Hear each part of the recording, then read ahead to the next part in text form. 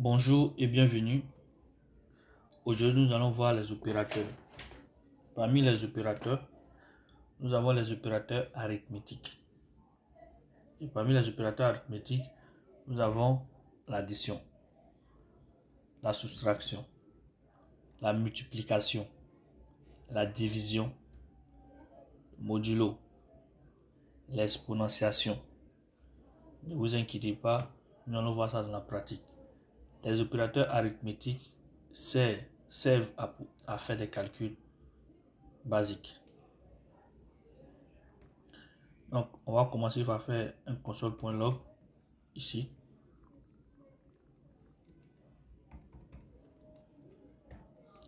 Et nous allons prendre 2 plus 2. Donc, nous avons l'opérateur d'addition. Si on fait note, on met main, le fichier, et on exécute. Nous avons 4. 2 plus 2 font 4. Ensuite, nous allons dupliquer ça et mettre celui-là en commentaire. On fait commande slash ou contrôle slash si tu es sur Windows. Donc ici, on va faire l'opérateur de soustraction. Donc, cet opérateur consiste à retirer 2 dans 2. On aura 0 comme valeur. Si on retire 2 dans 2, on a 0. On va dupliquer et on met ça en commentaire. L'opérateur de multiplication. Pour faire une multiplication, on va mettre le signe étoile. Comme ça. On va multiplier 2 fois 2. Et nous obtenons 4. On va mettre celui-là, on va dupliquer et on va mettre celui-là en commentaire. Nous avons l'opérateur de division. Donc lorsqu'on va faire la division, on va garder le quotient. Donc 2 divisé par 2, il nous reste 1. Ensuite, on va dupliquer, on va mettre celui-là en commentaire. Et nous allons voir le modulo. Le modulo, il n'est pas commun. Peut-être même il est nouveau pour vous. C'est simple. Dans une division, nous avons le quotient et nous avons le reste. Et ce modulo-là, il permet de pouvoir donner le reste de la division. Lorsqu'on a fait 2 divisé par 2, le reste nous a donné 1. Le quotient nous a donné 1, du moins. Lorsqu'on va faire le modulo, 2 divisé par 2, il va une fois. Donc, le reste, c'est 0. Donc, on a 0 comme le reste. Donc, nous avons vu les opérateurs arithmétiques. On va voir le dernier, l'exponentiation. L'exponentiation, on va dupliquer. OK. Pour faire l'exponentiation, on va mettre double étoile. Donc, on élève en fait 2 à la puissance 2. Ce qui veut dire on va faire 2 fois 2. Si c'était à la puissance 6, on avait fait 2 fois 2 fois 2, 6 fois. Et lorsque je lance ça, j'obtiens 4. On met ça en commentaire. Après avoir vu les opérateurs arithmétiques, nous allons passer au suivant et nous allons voir les opérateurs de comparaison. Parmi les opérateurs de comparaison, nous avons l'égalité simple et l'égalité stricte. Nous avons la différence simple et stricte. Nous avons l'infériorité ou la supériorité. Et nous avons l'infériorité ou l'égalité et la supériorité ou l'égalité.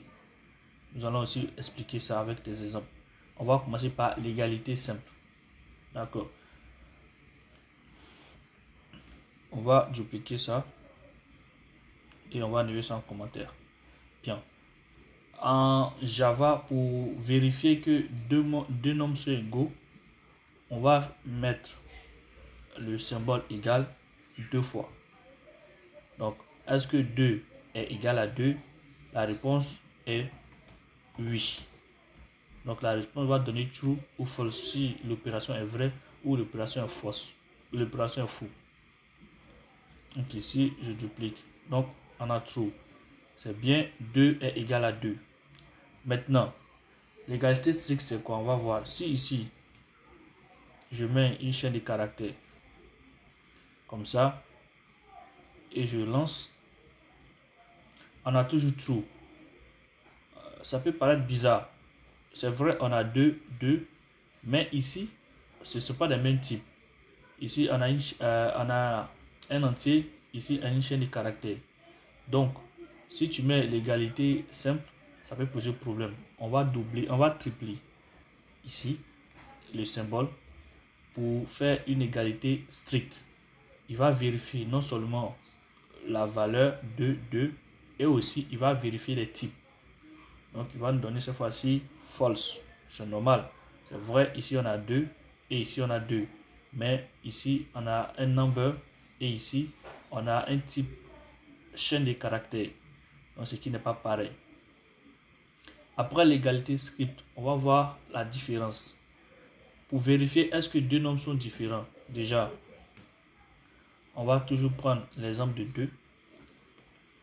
Donc, on va vérifier est-ce que 2 est différent de 2. Pour ça, il va juste falloir mettre ici le symbole, le point d'exclamation. Donc, ce symbole-là permet de vérifier la différence. Donc, ici, on vérifie est-ce que 2 est différent de 2. Et la réponse, c'est faux. 2 n'est pas différent. Le 2 n'est pas différent de 2. Donc, la réponse est faux.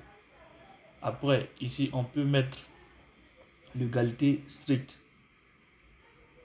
La réponse est vraie. 2 n'est pas différent de 2. Donc, la réponse est faux. C'est exactement ça. Et lorsqu'on veut mettre l'égalité stricte, on va ajouter ce symbole-là. Et on va lancer. On a toujours fausse. Ici, on a 2 qui est différent de 2. Mais regardez, si j'enlève ça et que je mets ça en chaîne de caractères. Ici. D'accord? Est-ce que je lance? Il me retourne faux. Ici. 2 n'est pas différent de 2. Ça, c'est vrai. D'accord? Aussi, on peut mettre l'égalité stricte aussi pour vérifier et la valeur et les types. Donc, on a true. Effectivement, là, il dit 2 est différent de 2.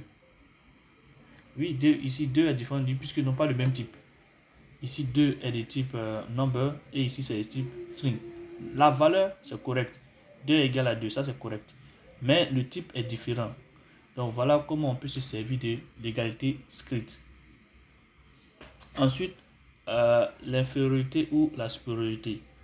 Pour pouvoir vérifier est-ce qu'un nombre est supérieur ou inférieur à un nombre, on va commencer par la supériorité. On va mettre ceci là, chevrons ouvrant. Donc 2 est-il supérieur à 2? Bon, ici on va mettre juste 4. Est-ce que 2 est supérieur à 4? La réponse est faux, évidemment. Donc ici c'est faux. D'accord? Et ici, on va est-ce que 2 est inférieur? On va mettre ce symbole là pour le signe d'infériorité. Est-ce que 2 est inférieur à 4? Bien évidemment que c'est vrai. 2 est inférieur à 4. D'accord? Maintenant, on va mettre ici un symbole égal. D'accord? Est-ce que 2 est inférieur à 4? Non. Est-ce que 2 est égal à 4? Non. Donc, les deux conditions ne sont pas vérifiées. Alors, on a true. 2 est inférieur, effectivement, 2 est inférieur à 4, mais ce n'est pas égal à 4. Donc, c'est true. Ok? Si de ce côté-là, on avait 4, par exemple, donc la condition, est-ce que 4 est inférieur à 4? C'est pas vrai, mais 4 est égal à 4. Donc, la deuxième condition s'apprenait. Donc, ici, on allait voir true. Si on veut vérifier l'infériorité, on va juste changer le symbole comme ça. Donc, est-ce que 2 est inférieur à 4? Effectivement, 2 est inférieur à 4. Est-ce que 2 est égal à 4? Non. Donc ici, puisque 2 est inférieur à 4, on va avoir true. Donc, on va avoir false. 2, est-ce que 2 est supérieur à 4 du moins? Est-ce que 2 est supérieur à 4? Ça, c'est faux. 2 aussi n'est pas égal à 4. Donc, on a false, ce qui est correct. Donc, une fois qu'on a vu les opérateurs de comparaison, on va voir par la suite les opérateurs logiques. Parmi les opérateurs logiques, on a et, on a ou et on a non, la négation. on va voir pour faire vérifier deux informations. Donc les et ici, on va faire juste pour le et ici, on va vérifier. On va faire une variable qu'on va appeler après on peut laisser ça ici. On va dire est-ce que ici on va prendre est-ce que 2 est inférieur à 4 et c'est ce symbole là S period et 4 okay, est inférieur à 2. Bon, c'est la même chose, donc on va juste changer ça comme ça. Voilà. Et quand on met ce et là, ça veut dire la condition de gauche et la condition de droite doivent être vérifiées. C'est-à-dire, ces conditions doivent être vraies. Si c'est le cas, le et sera respecté. Lorsqu'on met la condition et, ça oblige que les deux ou toutes les conditions doivent être respectées en même temps. Donc ici, on vérifie 2 est... est-ce que 2 est supérieur à 4, ce qui n'est pas vrai? Est-ce que 4 est inférieur à 2, ce qui n'est pas vrai? Donc, la condition n'est pas vraie. Ici, on a false, ce qui est juste. Maintenant, même si je change ça, je mets par exemple, je mets ici 5. Donc ici, est-ce que 5, ici on a 2 inférieur à 4, ça ce n'est pas vrai. 4 qui est inférieur à 5, ça c'est vrai, cette condition elle est vérifiée. Mais on aura toujours quand même false, parce que une condition est false. Maintenant, après, si on met le ou comme ça, ici on aura vrai, parce que c'est vrai que cette condition n'est pas vraie, n'est pas vérifiée, mais cette condition est vérifiée. Donc, si une condition est vérifiée, on a vrai. Donc, ici on a true. D'accord? Donc, c'est ça qui fait la différence entre le et le ou. Maintenant, ici on a vrai. Ok? On peut dire ok, on va mettre une autre parenthèse et on va faire la négation. D'accord? On va mettre le signe, le symbole point d'exclamation. Donc c'est vrai, mais il va faire la négation, il va nous donner faux. Voilà, il nous donne faux. Donc ce symbole là est très important dans ces propriétés là, dans ces comparaisons là. Ok, une fois que on a vu ça, on va voir les opérateurs d'affectation maintenant en bonus. Dans les opérateurs d'affectation, on a plus égal, on a moins égal, on a modulo égal, on a le symbole de multiplication étoile égale, division égale, et on a étoile égale qui est l'exponentielle. Donc ici on va essayer de donner un exemple. Ici si je crée une variable ici que je vais appeler x et je vais lui donner 2 par exemple.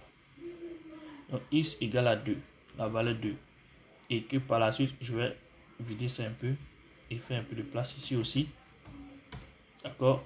Et ici que par la suite je mets x, d'accord, égal à x plus 2. Ça me fait 4. Donc je vais afficher la valeur ici. Ça me fait 4.